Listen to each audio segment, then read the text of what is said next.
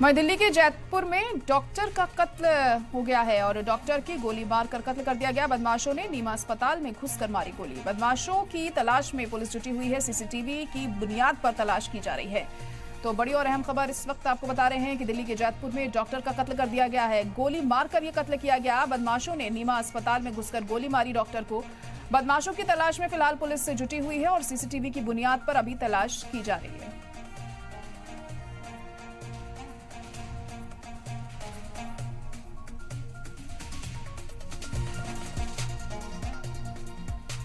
तो दिल्ली के जैतपुर का ये मामला है जहां पर एक डॉक्टर को कत्ल कर दिया गया। क्या वजह रही इस घटना के पीछे अभी तक साफ नहीं हो सका है। तफ्तीश के बाद ही जो पूरा मामला है ये साफ हो पाएगा। पुलिस फिलहाल मामले की जांच कर रही है, छानबीन कर रही है कि आखिर क्या वजह रही इस घटना के पीछे। बदमाशों की तलाश में पुलिस जुटी हुई है, लेकिन अब तक इनका सुराग हाथ नहीं लगा है।